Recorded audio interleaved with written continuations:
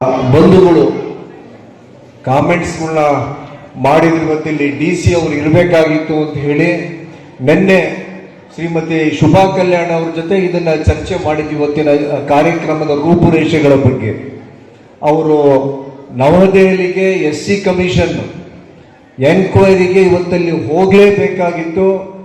3ನೇ ಬಾರಿ ನೋಟಿಸ್ ಬಂದಿರೋದ್ರಿಂದ ನಮ್ಗೆ ಕಾರ್ಯಕ್ರಮದಲ್ಲಿ ಬರಲಿಕ್ಕೆ ತೊಂದರೆ ಆಗುತ್ತೆ. ಆದರೆ ಮುಂದಿನ ದಿನಗಳಲ್ಲಿ ಯಾವುದೇ ಕಾರ್ಯಕ್ರಮದಲ್ಲಿ ನಾನು ಉಪಸ್ಥಿತಿ ಇರ್ತೀನಿ ಅಂತ ಹೇಳಿ ಅದನ್ನು ವಾಗ್ದಾನ ಮಾಡಿದ್ದಾರೆ.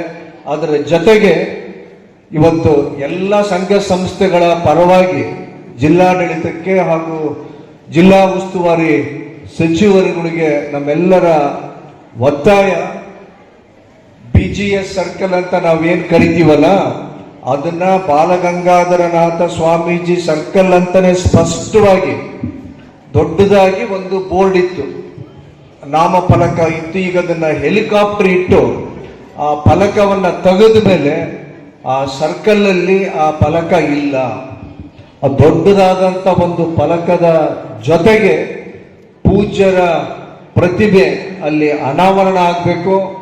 ಹಾಗೇನೆ ಕೆಂಪೇಗೌಡರ ಹೆಸರಲ್ಲಿ ವಿಶ್ವವಿದ್ಯಾಲಯದಲ್ಲಿ ಒಂದು ಅಧ್ಯಯನ ಪೀಠದ ಜೊತೆಗೆ ಅವರ ಬಗ್ಗೆ ಸಣ್ಣದಾದಂಥ ಒಂದು ಕೈಪಿಡಿಗಳು, ನಾವು ಶಾಲೆ ಓದ್ಬೇಕಾದ್ರೆ ಸಣ್ಣ ಪುಸ್ತಕ, ದೊಡ್ಡ ದೊಡ್ಡ ಗ್ರಂಥ ನಮಗೇನು ಬೇಡ.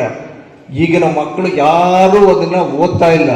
ಸಣ್ಣದಾದಂಥ ಕೈಪಿಡಿಗಳು ಕೆಂಪೇಗೌಡರ ಬಗ್ಗೆ ಮಾನ್ಯ ಪೂಜ್ಯ ಸ್ವಾಮೀಜಿಗಳಾದಂಥ ಬಾಲಗಂಗಾಧರನಾಥ ಸ್ವಾಮೀಜಿಗಳ ಅವರ ಸಾಧನೆಗಳ ಬಗ್ಗೆ ನಮ್ಗೆಲ್ಲ ಶಾಲಾ ಕಾಲೇಜುಗಳಲ್ಲಿ ಹಂಚಿಕೆ ಮಾಡಿದರೆ ಶಿಕ್ಷಣ ಇಲಾಖೆ ಅಥವಾ ಜಿಲ್ಲಾ ಪಂಚಾಯತ್ ಉಸ್ತುವಾರಿ ಇರ್ತಕ್ಕಂಥದ್ದು, ಹಾಗೇನೆ